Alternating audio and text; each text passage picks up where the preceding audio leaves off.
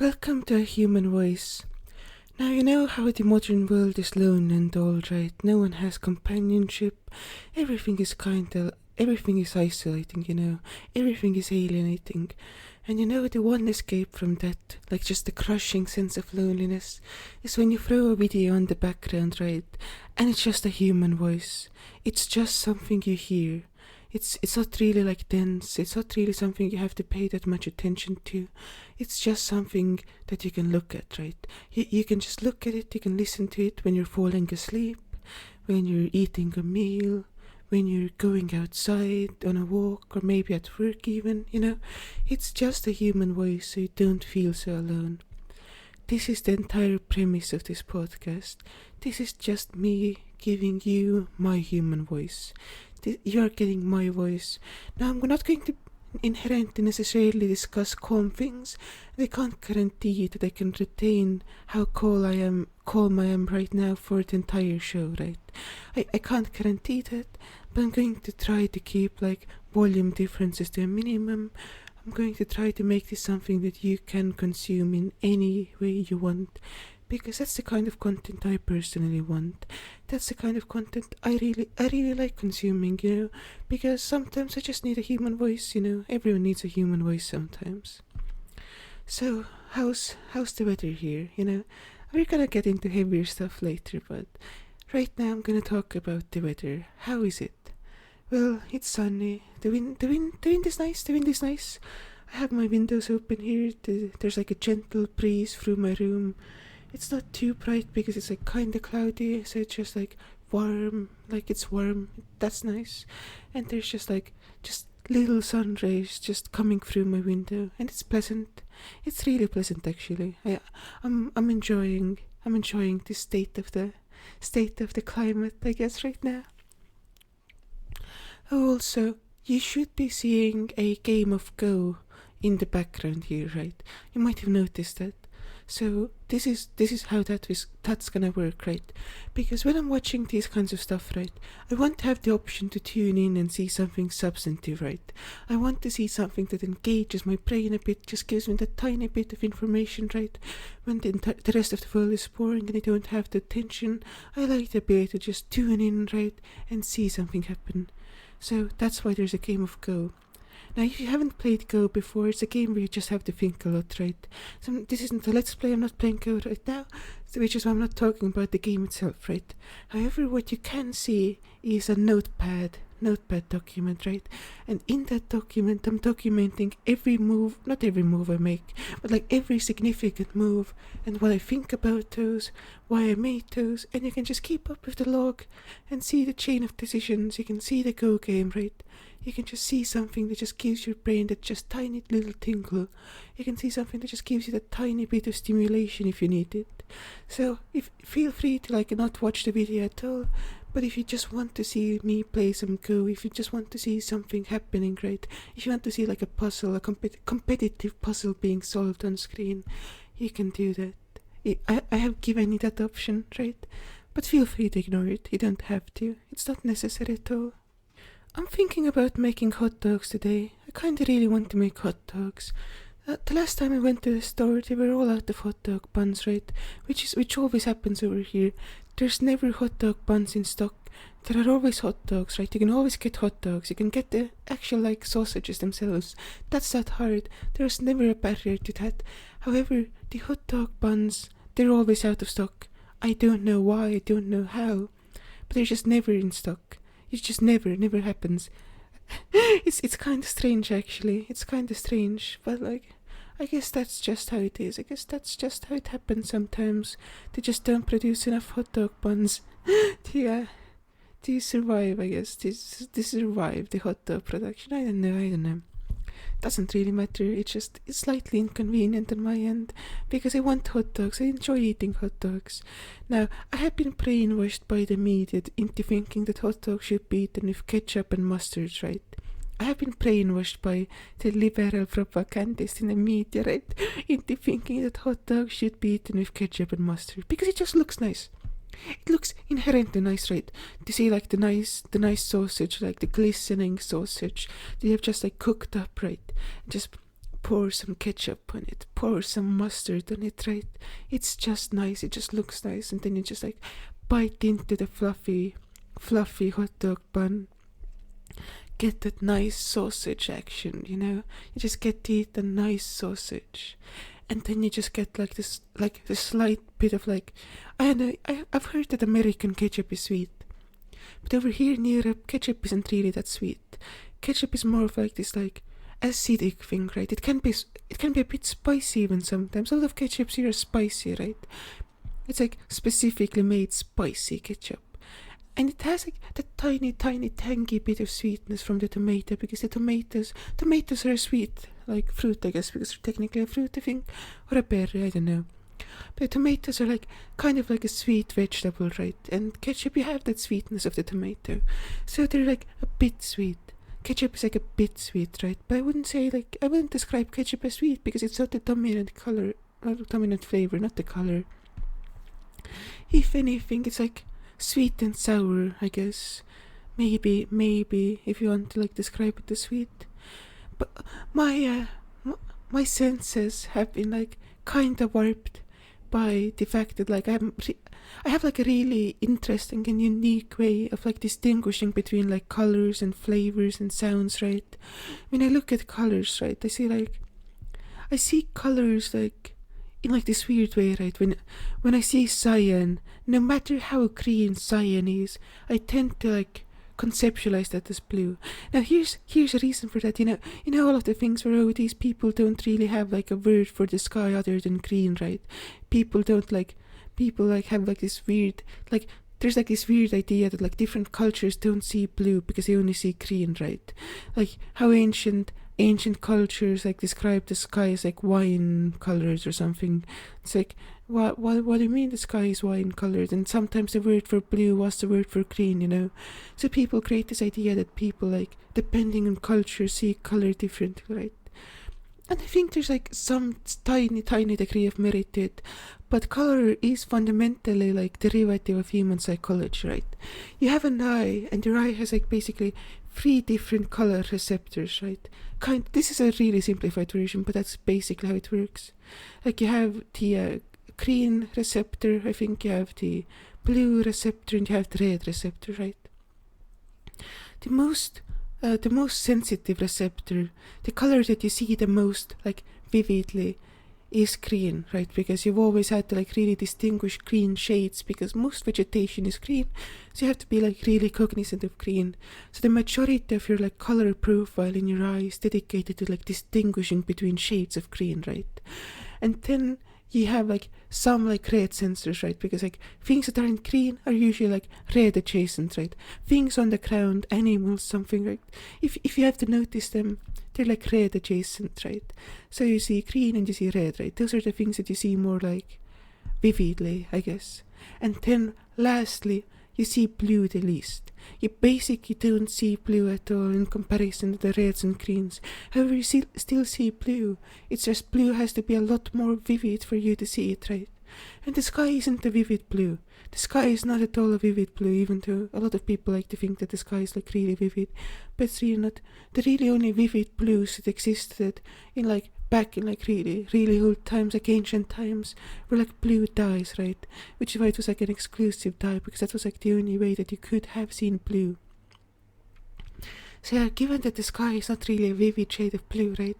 And human eyes are more adapted to seeing reds and greens than blues, it is understandable that people would have just been like, hey, the sky is green or the sky is red.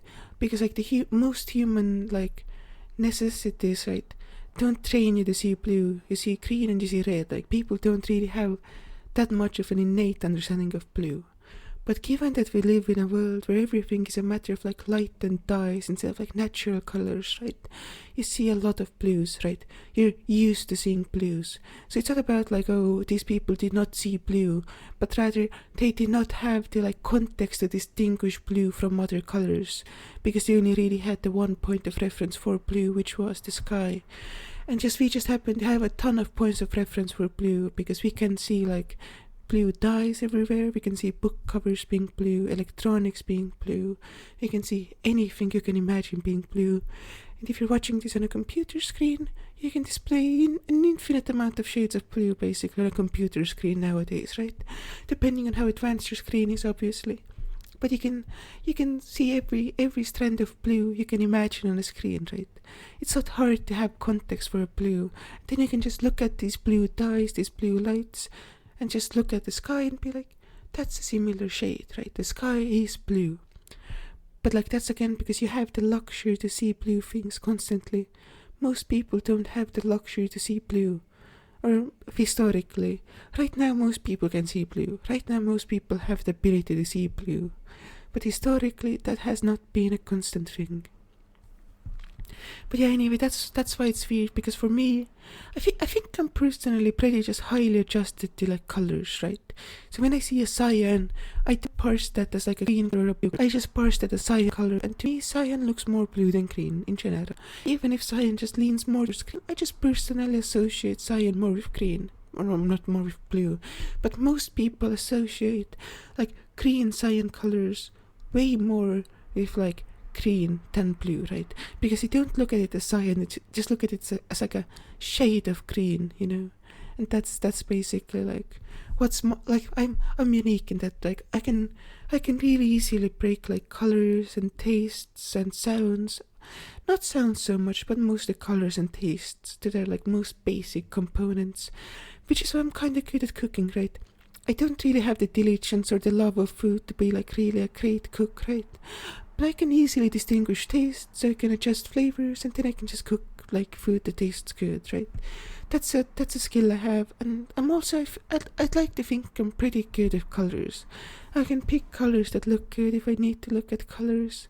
So yeah, that's something, you know. That's something I can do, right? So when I'm tasting ketchup, right?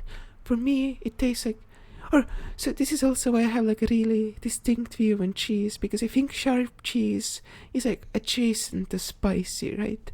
And for most people, it's a completely different taste. Like sharp and spicy aren't the same thing at all. But to me, sharp is like adjacent to spicy, right? Sweet is like adjacent to like a round taste, you know. I'm not gonna go into the intricacies of taste because most languages don't have the words to describe taste. Because having like a complex array of taste is a modern phenomenon, right? And we just have not completely completed the vocabulary to make like describing taste into an intuitive process. Because cooking has not been like historically varied, right? Varied? I don't know. Cooking hasn't historically been like a thing that you have like a lot of variety in. Cooking has been a thing where you experience a few tastes over your lifetime. You just have to figure out the best combination, right? But right now you can choose between like so many tastes that it's just overwhelming, right? You can have so many tastes. If you can think of a taste, you can manifest it, right? By some means. You can just use straight up like acid, like you can use acid to make things taste more sour. That's where cooking has progressed, right? You can exploit the full range of the human tongue. But like then there's the fucking textures. You have to care about the textures. And if you think that the way that food looks is important, you also have to worry about how the food looks. And if you think that ambience is important, you have to worry about how ambience looks, right? So it's like a lot of complexity, right? You can't, but like, if you can imagine a taste on the human tongue, because we know how taste buds work by now. We know the taste buds have like, you have like these different taste buds with like these different receptors, right? That like analyze the food. It's insane how actually like fine-tuned humans are like analyzing the chemical compositions of things. Because you can detect really small amounts of things with your tongue, right? Your taste buds can detect a lot of fucking tastes, right? And you can smell a lot of different molecules. You can smell so many molecules. Humans are like a magnificent scientific instrument. And we were only outclassed by like machinery that we created only a few decades ago, right? It's insane. It's insane how good humans are at sensing things, right? I think I've pretty much completely lost track of my original point. But yeah, basically just hot dogs with mustard and ketchup, right? Mustard has that like nice mustard spice, right? So mustard is just like nice and just a bit spicy.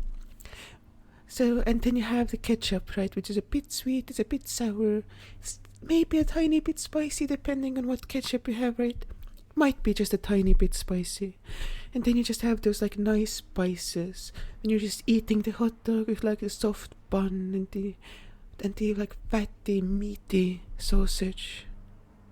Someone's using the lawn trimmer outside, so when I go to the store to see if I can get some hot dog buns, I might be able to smell the freshly cut grass, which might be nice.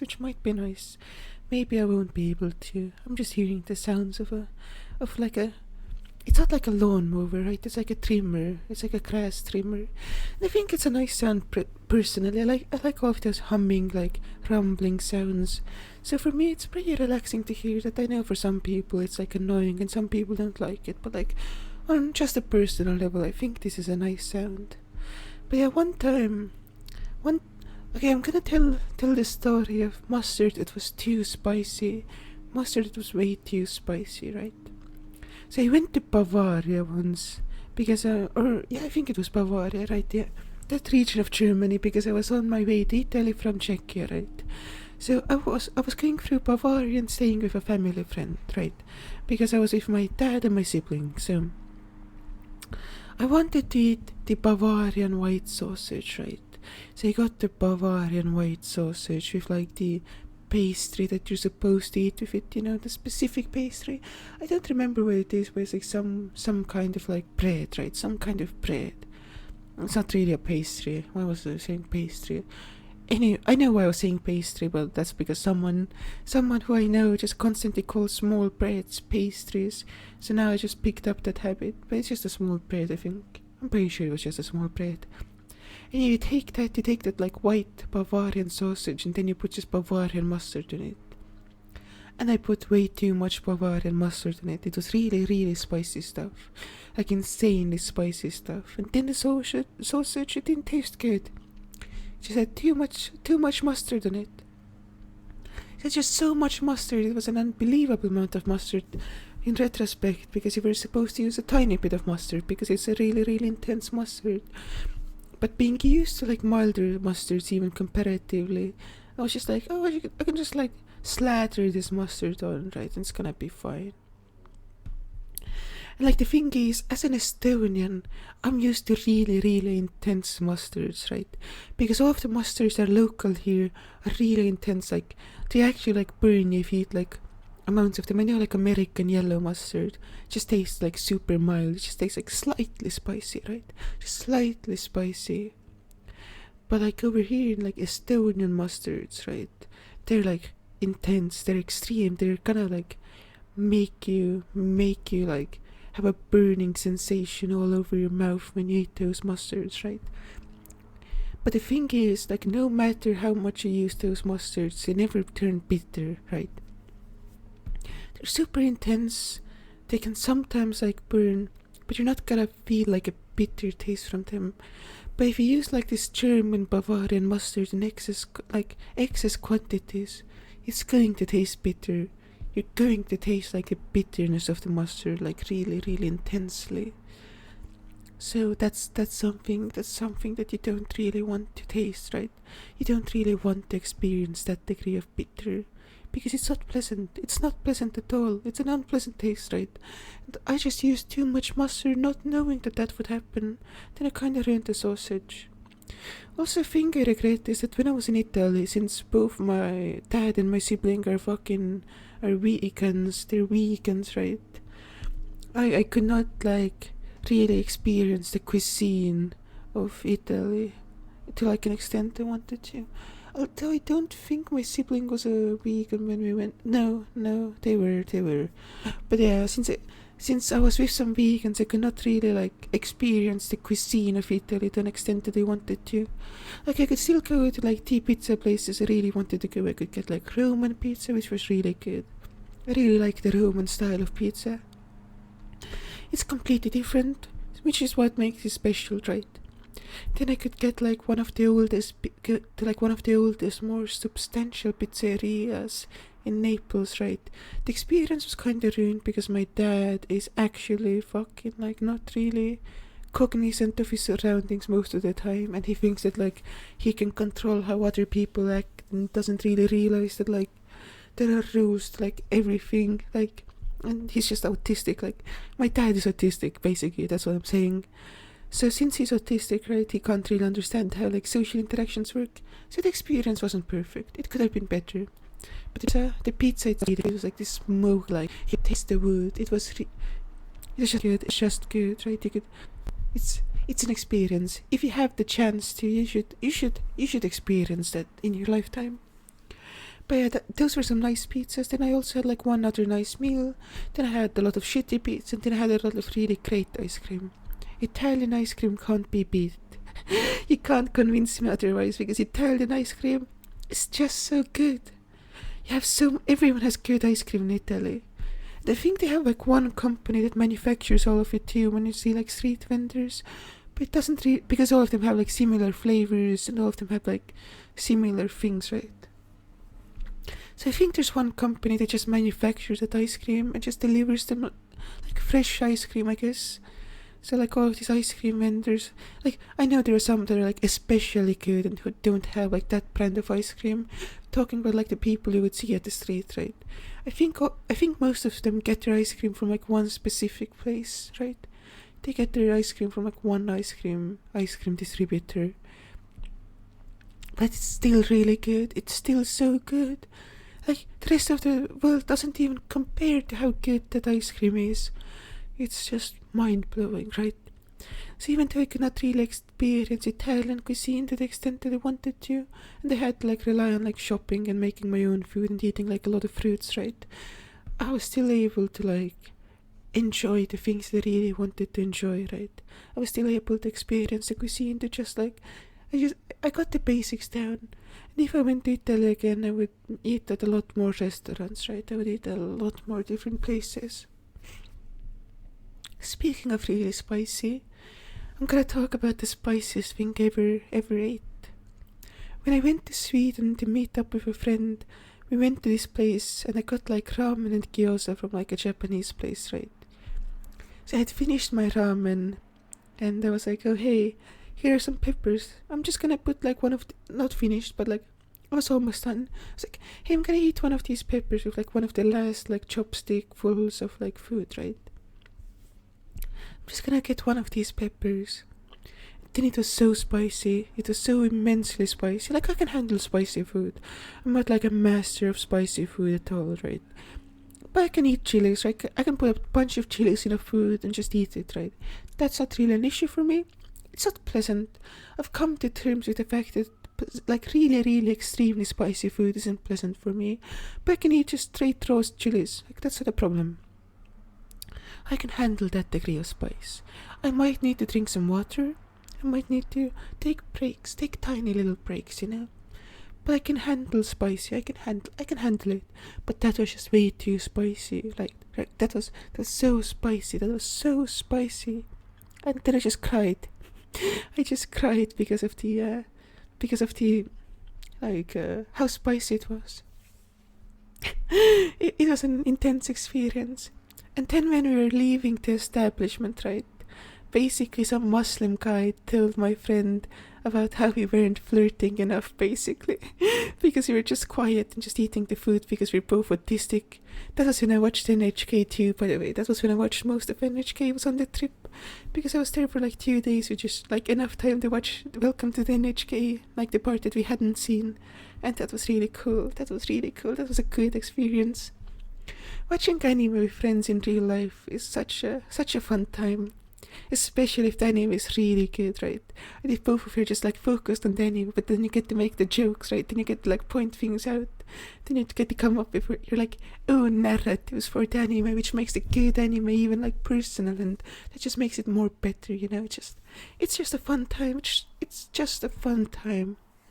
Let's talk about my YouTube channel, because I have it seems like I'm kinda neglecting it compared to how many videos I was making like way back when I was just like completely focused on making videos. But then I got like depressed and anxious, and now I'm in pain, right? So it's like I'm not making as many videos as I was like when I first started the channel, which I guess is inevitable, right? You just blast through all of your best ideas really fast, and then you just are left with like the more creative things, right? The ones that are like then you just went went through all of the like really personal stuff before he got really good, which is why people's like earlier content tends to be like really special, right? Because even though they're not like good at like making videos, they still can make like really personal content. Oh, my favorite example of this is Oki's Weird Stories, right? Because his first videos were like him being really passionate about the things he was talking about, and then people were like, hey, you're really good at doing these kinds of mini documentaries, right? And then he just started doing them about things he wasn't passionate about, and they got so much worse, they got so much notably worse. Even though the quality of the production is up, right, the research is more thorough, but the videos themselves aren't good. Now, people have managed to, like, they're good enough, like, you can watch them, but they're not that special, because his first videos are some of my favorite content on YouTube. They're some of the most, like, enlightening things, and, like, they broaden your perspective of the world. So you should watch the early videos that Oki's Weird Stories made. But, like, people can, like, avoid this, just make videos rarely, like Empleman, right? He doesn't really make videos often, but when he makes a video, it's something he really cares about, like obviously cares about. Even though it might not be something super personal to him, he still cares about the subject matter a lot, because otherwise he would just not make a video. Fredrik Knudsen, who does Down the Rabbit Hole, has like a similar thing where he takes forever to make videos, because he only makes videos about things he cares about, which is the best way to make videos, which is by far better than like any other option. So yeah, for me it feels like I've like blasted through all of the really easy personal content, and like that's like content I also could not make with higher production value, because they wouldn't be the same, they wouldn't be the same if I knew what I was doing. So I'm done with like that era, I don't really want to like replicate it. I just want to keep the spirit, I want to keep the things that were good, I want to experiment with things, right? I don't want to stay like stagnant. So I want to talk about Classics Cast now, because that's in my mind, that's the thing that I want to be doing for like the next maybe year, maybe next few months, I don't know. I want to do Classics Casts for a while. I think I want to do them like once a month for a year, basically. That's like where my internal target is for Classics Cast. Because they take a long time to make, because I have to watch a lot of anime to make them, right? And I'm personally not really good at watching anime. Because it's kind of hard for me. Right now I'm watching Geisaken, because I plan to do like a seasonal cast as like an auxiliary show. That's because I just thought, oh, I like Dorohedoro, I really want to watch Geisaken, and then I found this show called Sakamoto, because I got an ad on like YouTube or something for Sakamoto, and I was like, wow, Sakamoto Tezuka looks cool, and I just got an ad for it. Oh, I think it just came out like right now, because I got an ad for it, right? So I'm gonna make a seasonal cast. I'm gonna talk about Dorohedoro, which I really like. I'm gonna talk about Sakamoto, which I'm interested in. That was basically just the best parts of episode 1, which was the best episode of the show. So my interest wasn't really as justified as I thought it was. Then I'm gonna watch Geisaken, which, from my experience right now, is a complete masterpiece. And I'm just gonna make it the seasonal cast, right? It's gonna be the seasonal cast. Just as an auxiliary thing to Classics Cast. It's not gonna happen often, but if I see seasonal anime I like, I'm just gonna make a seasonal cast. Now, how it turned out was that I recorded the Dorohedoro section before I got this new microphone, right? I recorded the Dorohedoro section before I got that microphone. Then I realized that Sakamoto came out in 2016. So it wasn't really a seasonal anime, right? It was just a relatively decent comedy that came out in 2016, so that was completely like shattered the continuity. I was like, okay, I can still strap it together, because I really, really want to make something about Geisaken, right? I really want to make something about Geisaken, because I was like, Geisaken seems so good, then I started watching Geisaken, I was like, Geisaken seems like a masterpiece, I have to make the seasonal cast now, even though it's not good, I don't think it's gonna be good, I just wanna talk about Geisaken. But then what I realized is I can just put Geisaken in a Classics Cast. It's good enough that I can just put it in a Classics Cast. Sure, it came out in 2019, or 2020 even, but if Geisaken isn't Classics Cast material, nothing is, because it's so good. It's so good. So yeah, like maybe classics guys will never take off. That's an option, right? But I think if the right people found it, they would really just love it, right? Because there's a lot of demand for people just talking about anime, right? I mean, I'm not saying that it's gonna be like Mother's Basement or Gigak or whatever. Like it's not gonna even be like DigiPro or whatever. It's not gonna be like one of those giant YouTubers doing their giant shows, right? But people like hearing other people who watch anime talk about anime, right? Especially if those people can point out things that other people miss, right? And I can kind of point out things that other people miss. I'm like, I can pay attention to shows when I know I'm gonna be making a video about them, right? Because I'm good at making things. I'm like, I get so much dopamine from making things, so it's not hard for me to just completely turn my brain on, just pick out the cool things from a show, and then just talk about those, right? That's not really difficult for me. So what ended up happening is my classics cast wasn't really successful, right? And seasonal cast fell apart. I'm gonna make classics cast too. Although I'm kinda actually doubting the fact that classics cast wasn't successful, because I have had multiple people tell me that they have watched the video, right? Except on the YouTube analytics, it shows that only one person's watched the video basically. So the thing is, I think the YouTube analytics might just be broken on Classics Cast, and maybe multiple people enjoyed the video. So maybe I'm already on the right track, right? Maybe I've already like headed in the right direction. Then I'm gonna make Classics Cast 2. It's gonna be with these microphones. It's gonna have like decent audio quality. I'm gonna talk about Aizoken, which is a recent show, and just like it's gonna be like a cool thing. I think it's gonna be a cool thing. I hope it's gonna be cool, because I think it could be cool. I think Classics Cast could be really interesting.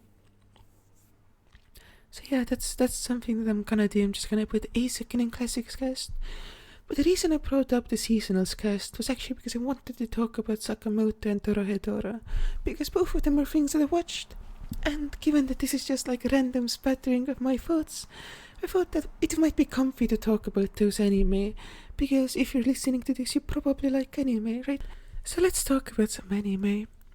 Now the problem I have with Sakamoto is it kinda isn't funny. The only episode it has that's like even funny, like even in like a considerable sense, is episode 1. Episode 1 of Sakamoto is pretty funny. It's decent. You have some laugh out loud moments, right? But throughout the rest of the series, you only have like 2 or 3 jokes that really land. It's not a funny show inherently, right? And the final episode is a cool clip show, but it's still a clip show, right? So it's not anything notable. So it has like plenty of flaws. It has flaws that I could just point out like at any point, like, but like the things that like make Sakamoto still good despite how it doesn't really execute upon anything really well, is the things that like, first the premise and the writing is pretty good, right? You could like, the person who wrote Sakamoto could write like a really good 4-koma, right? Sakamoto could be an amazing 4-koma. But like the second thing is the execution itself, because the animation is really good, the directing is really good. Sakamoto just looks and feels good to watch, right? But there's just the central core missing, right? Where it's just like, it stops being like just cool, and it just stops like being like, it doesn't stand out, right? Nothing about Sakamoto makes it stand out, so it's as good as it could possibly be without really standing out. But that's still not that good, you know?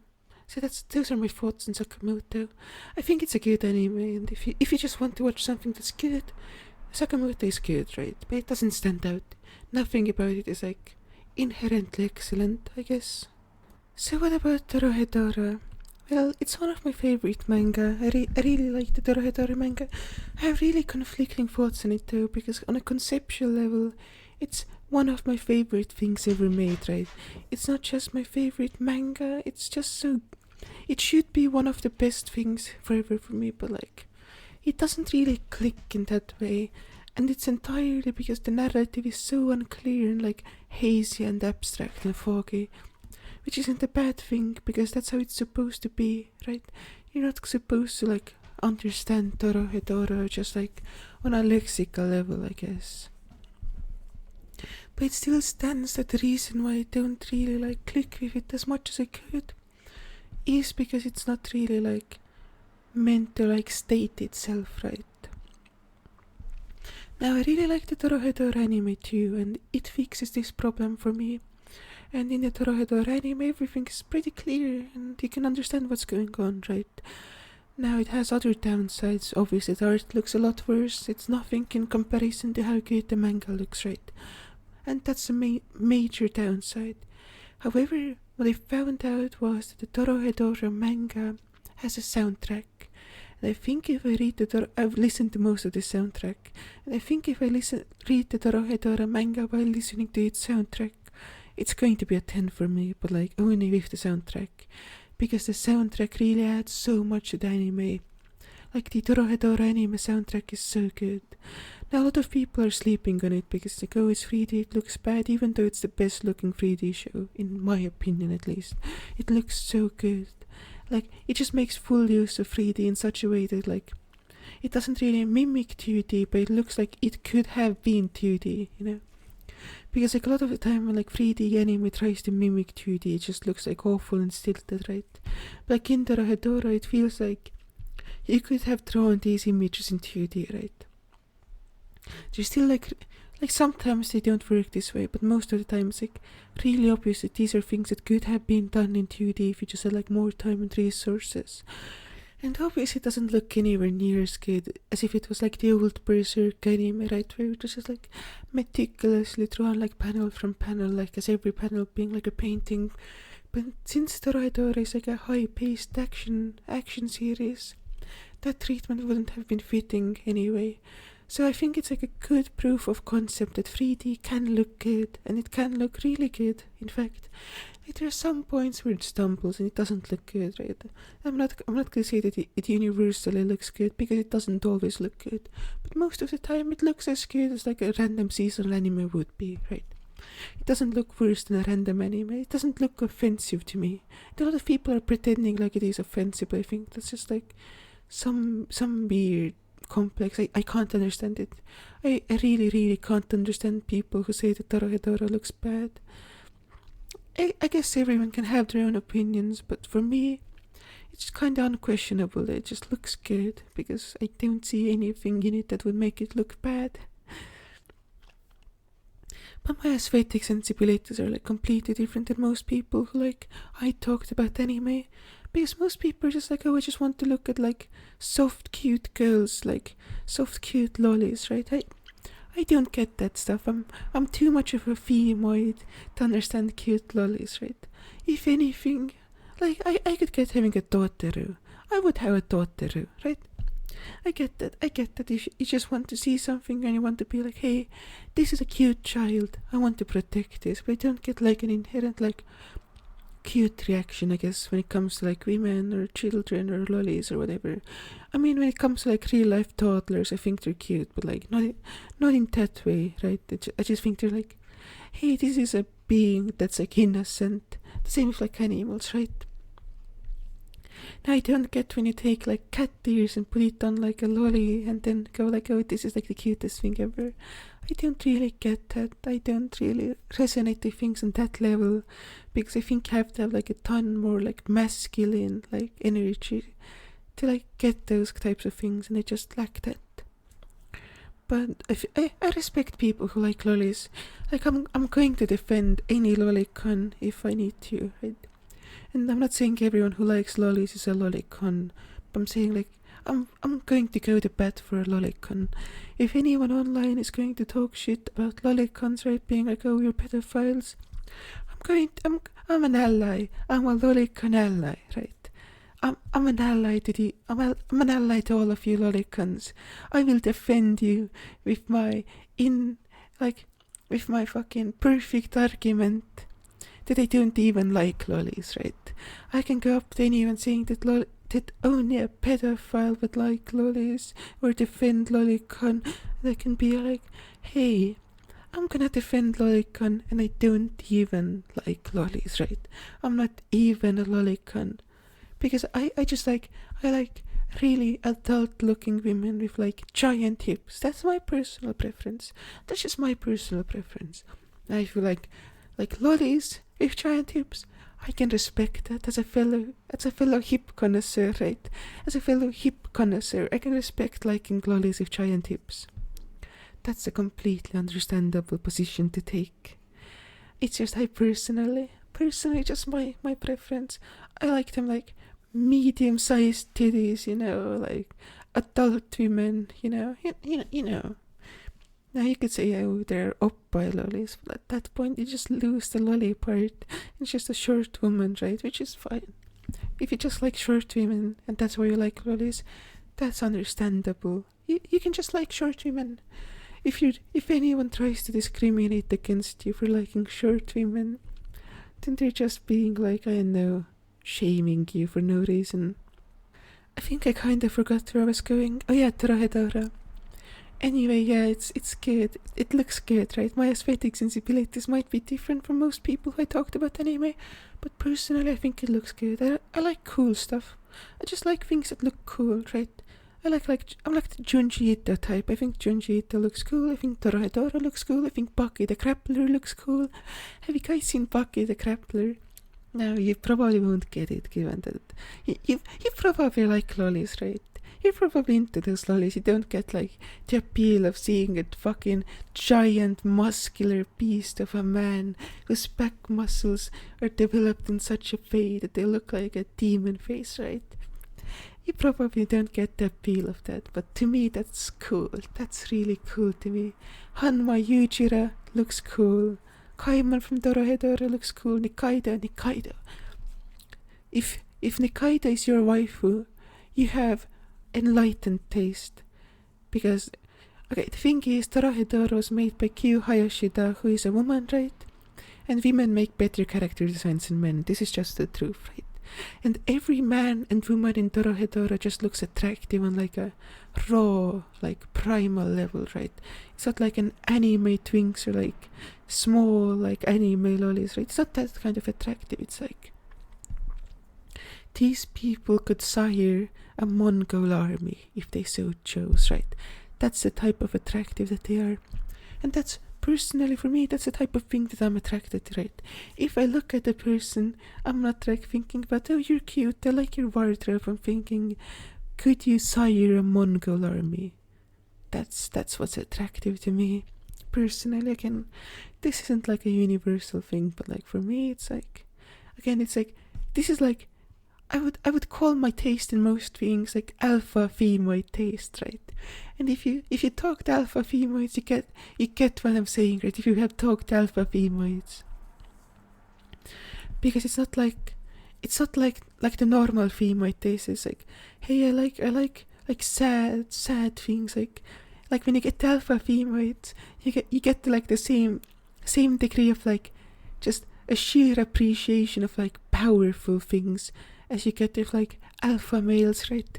Except it's a much more like sophisticated level, right? Because when you look at like what kind of country music an alpha male would like, right? You fucking probably don't think of anything sophisticated. I'm just going back to country music because that's an area in which I have like a bunch of expertise, but I'm going to talk about manga next. But yeah, like this is just like the best example. And if an alpha male listened to country music, he'd probably listen to some fucking music about like, oh, it's really cool to be like a fucking cowboy or drive a truck or whatever. Just like that kind of stuff that's supposed to like pander to like just sheer testosterone, testosterone pumping power. But like when an alpha femoid listens to country music, it's always like, I am like this fucking destitute woman, right? This is not real alpha femoid music, but like this is the kind of genre that I'm talking about. It's like, I am this like destitute woman, right? And like I can't control my husband, and he's just like sleeping with other women. Like I can go up to like a woman he's sleeping with and be like, yeah, I know that you're fucking my fucking husband, but he's still mine, so don't get like an ego, right? That's like alpha femoid country music, where the interaction that's taking place is just like on so many like really like high level like social power dynamics, because like most women tend to be better than most men at like understanding social power dynamics.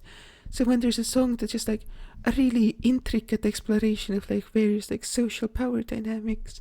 Like the alpha female types will just go like, fucking this is good, I like this. Now other music, it's like alpha female, it's also I should stop saying female, it's just funny to say female for me. Anyway, like I guess confident women, I guess, is what I actually mean. Like, if you like remove the meme speak, I'm talking about like confident women, like self-actualized women, right? Other music that like my kind of people like is also like can just be like black metal. A lot of people like me just really like black metal, right? Because it's like a raw primal experience, right? But like you can get the sophistication, like you can get the narratives, right? It's still like a personal thing. Other kinds of prog music, goth music, industrial music, right? All of the kinds of musics, right? And there are like other options too. You could like fucking pop music, just like really like just women making pop music that's just like really focused on being cool and shit. That's also a choice, right? I'm sure plenty of like confident women. Like that's such a lame thing to say. I need to find a better term. Let me think of a better term. I need to like feminine. It needs like the term feminine in it, or like bad bitches. That's the right word. Bad bitches. But yeah, I'm pretty sure that like a lot of bad bitches like rap music, right? I'm pretty confident in assuming that it might not be true. But like I think that's like a reliable assumption to make. But yeah, there's like that's the kind of taste that I personally have. And when it comes to manga, like these types of people just like really violent manga, like really like sexual manga even. Like not like hentai, but more like, oh wait, what's an example? I can't really think of an example right now, but like just like really raw manga, I guess. And like also like what's like Junji Ito type stuff, like horror type stuff, right? Because it's like, oh, this is like some deep psychological stuff that also has like that really cool, like edgy, like thing to it, right? So it's just like this like holistic package of like just cool things that like can be appreciated on like a mental level, I guess, you know. So yeah, that's like the kind of taste that I have in basically everything. I made this movie 3x3, which was like I had all of these like really masculine, powerful, like aggressive not aggressive movies, some of them were aggressive. Like I had like Paths of Glory, like Doctor Strangelove, right? Then I also remember I had like the Joker because that was funny. I had 1917 to reinforce like the World War theme because I also had like All Is Quiet on the Western Front, and then I had like Taxi Driver, right? So I had all of those movies in the free, right? Because that's the kind of taste I have in movies. But then just overlaid on top of all of them, I had in bold pink text. Also, I didn't have images for the movies, I just had text because I thought that was funny. They had overlaid in bold pink text, Mean Girls. And I think that's what defines like the bad bitch taste, right? Because like Mean Girls is unironically one of the best like explorations of like power dynamics in any media ever, right? If you watch Mean Girls, you will have a better understanding of how power works. Now, am I gonna say it's like a cinematic masterpiece? Yes, that's what I'm going to say. It is a cinematic masterpiece. Obviously, I'm gonna say that it's a cinematic masterpiece because it is. That's the correct opinion. Mean Girls is great. It's the best movie. You should watch Mean Girls, right? But yeah, I think that just describes this kind of taste. I think that just describes like this kind of person, even maybe. But now I've hit a roadblock where I don't know how much Go footage I will have, right? Because this has all been in like one sitting. I just sat down and I've just recorded like almost 50 minutes of video, or podcast rather.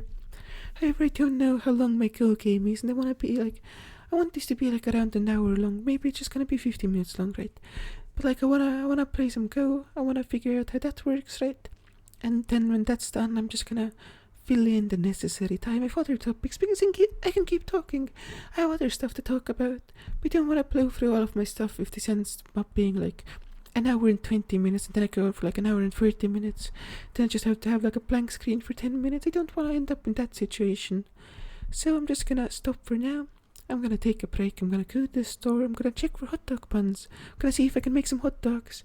And then I'm gonna, maybe today, maybe tomorrow, I don't know when, I'm gonna play some Go. And I'm gonna see how much Go footage I have.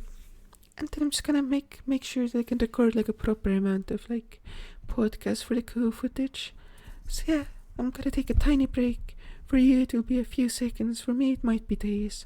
But yeah, I'm gonna resume this conversation when I have that part figured out, because I still want to make this a good video, right? It can't just be a good conversation about, or not conversation, monologue, I guess. Because this is a monologue, but like it can't just be a good monologue. I wanted to have like the other aspect where you have the choice to like watch like a strategic games and like get the information, get like all the parts of your brain pumping, and see some cool puzzle solving on screen too. So yeah, I hope you don't mind, but I'm gonna be back. It's been pretty impossible for me to get Go games, so I don't know how long this podcast will be, but I have another topic I want to talk about. So this topic is the topic of education, because I sincerely hold the belief that most people do not need to get educated, right? Like the entire notion that being educated is inherently valuable, to me it doesn't really make that much sense. Because I don't think just like having wide areas of knowledge that you don't know how to utilize will benefit your life, right? So if you go to school for 12 years, it doesn't really improve anything because you just have like memorized certain facts about certain fields, and they don't make you into a more functional or a better person. And if you go into university, you just choose one or two fields in which you can just memorize more facts, right? And unless you actually go for a degree that's like more just like a 4-year, like I don't know the word for it in English, but if you don't go for like any higher level degree, it's not like being in university is going to like give you like valuable skills, right? It's just that education right now has become a prerequisite for survival, right? The government will imprison your parents or imprison you if you do not get like enough education from like early school, because it's compulsory, right? So they will take action against people who do not wish to spend their time in school, right? And in university, if you don't go to college, if you don't go to university, a lot of job opportunities are just going to dismiss you because you don't have a piece of paper that shows that you have the capacity to sit through college and actually like have the dedication to push through it, right? Which is somewhat understandable, but it doesn't mean that there are any like inherently valuable skills taught in either of these circumstances, right? It doesn't mean that education inherently gives you anything in the form that it is right now.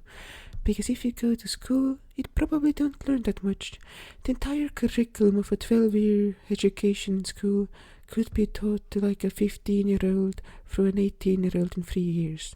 You only need 3 years to get that education, given that person before knows how to read, write at a decent level, and also knows like the basic premises of how to learn, right? But the assumption we take is it takes 9 years of education before we get to the actual curriculum, right? To teach people how to read, like, and comprehend what they're reading, how to write, how to calculate. The assumption is that like developing those skills takes 9 years, because before you get into like the high school portion of school, it's not like you're actually learning anything. You're just being babysat, and you're just being talked down to, even though like if you're like 13, you basically have the same drive for independence that an adult does, and you could do a job, like you could probably work a job pretty decently, because that's how throughout most of history it has been. Like obviously like at like an apprentice level, not like at a full-time level, right? But still, you have to spend your time being talked down to, because people still assume that you don't have any like reading comprehension, you don't have any intellectual curiosity, you probably can't write for shit, you probably can't do basic maths. So you have to sit in school for 9 years. That's basically the assumption that the entirety of our society just operates under. And the thing is, learning how to read, write, and calculate isn't hard. You can do it in like a month if someone is intellectually curious enough, right? It's not hard at all. It's not hard at all. But I mean, I guess the sad reality is that for a lot of people, it is pretty hard. But still, even so, you should there should be an ability for people to get expedited 4-year fucking schooling programs if they want to, right? Because I could have fucking finished school by the time I was 15, if I just was given the chance and the time to, right? Because I was always ahead of the fucking expectations. I just couldn't keep up with how fast I wanted to learn, because I had to be stuck doing schoolwork, which took too much time, right? So it literally just prevents you from learning. Going to school prevents you from learning, because if you ask questions that are beyond your level, teachers will tell you to shut the fuck up. Because you're not supposed to ask these questions. You're supposed to go with the curriculum and learn fucking nothing. So that's how it goes. So if you're at school, you're wasting your time because you're having your time wasted because the teachers are cops. Teachers are cops. So being in school just means that you have your time wasted. That's all it means. That's all it means. It doesn't have any value. And I hate when people pretend that it does have value, because it doesn't. But why am I talking about this right now? Well, I saw on Twitter the post that was hey, here's jobs you can do without a degree that give you 6 figures of salary, right? That fucking dumb TikTok post that doesn't have any actual knowledge of how the world works.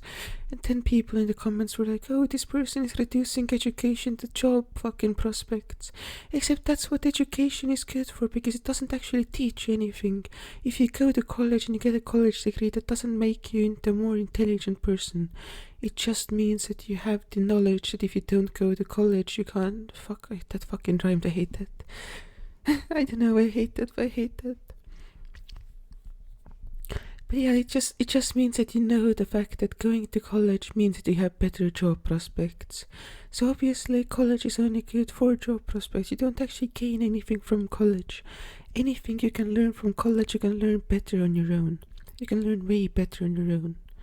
And I mean, not everything. There are obviously some fields that you cannot learn better on your own. Probably you can't, or I mean, I'm not even saying on your own as in just alone in your room on the internet, right? I mean on your own as in at a practical apprenticeship or an internship or whatever. That's a much better learning experience for most fields. But yeah, there's some jobs that require basic knowledge, such as if you want to be a surgeon, you need to know how human organs work, right? It's not something you can just practice on people because they might die. So it's completely understandable how surgeons would be expected to develop that deep and intrinsic level of knowledge. Although even when they do that, they completely fail in a lot of regards, and it's not a cure-all. It doesn't mean that doctors can actually functionally avoid a lot of the problems they're supposed to make it possible to avoid, right?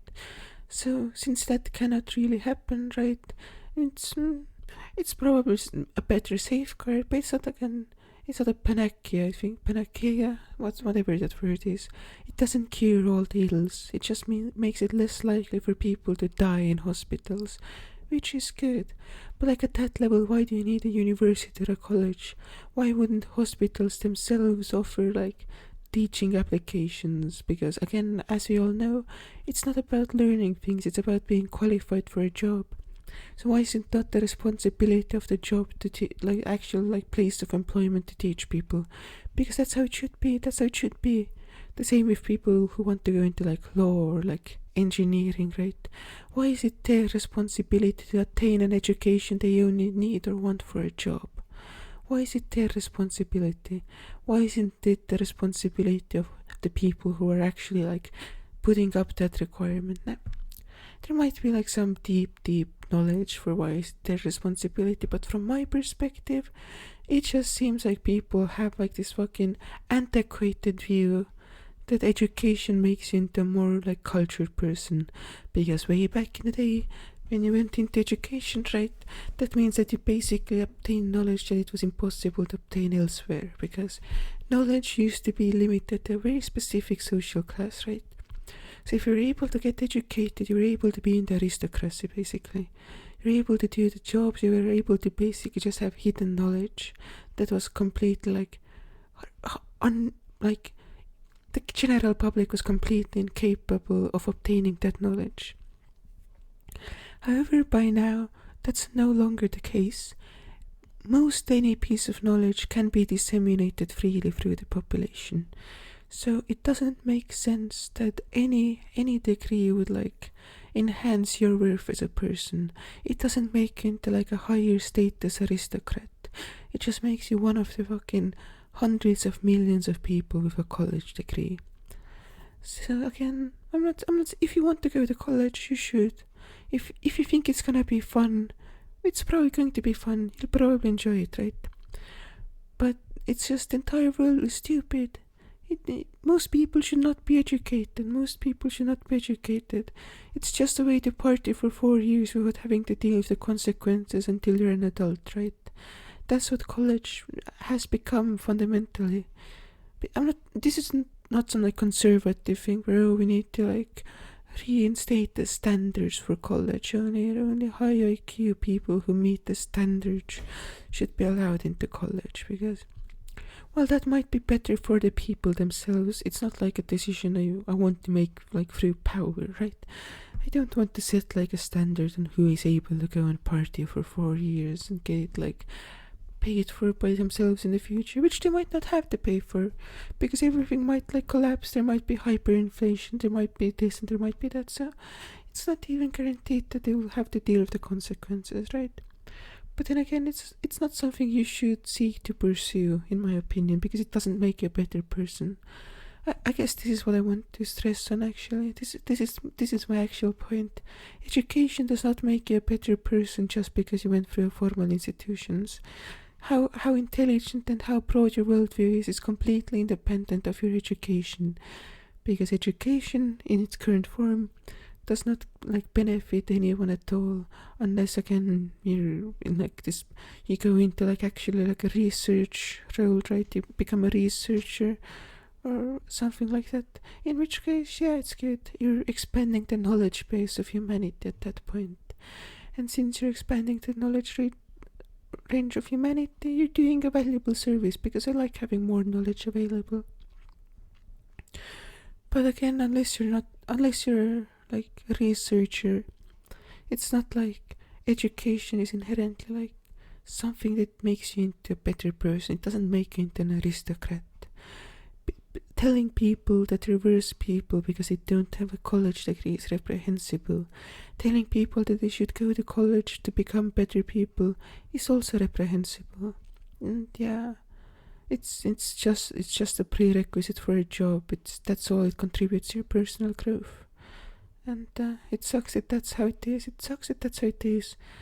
And it's just dumb. It's hey, everyone should have free education because education is required to be able to work a job, right?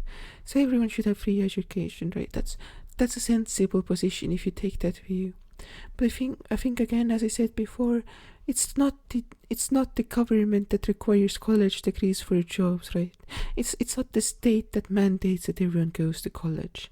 Who mandates this are the employers. So the employers themselves should pay for the college education of their future employees, because they're the ones who require that. It should not be your responsibility. If you're an 18-year-old, it should not be your responsibility to manage immense amounts of debt so you can please an employer in the future. Why do you have to please an employer and take on massive amounts of debt for that? That's just not reasonable from my perspective. It's just a completely unreasonable state of the world.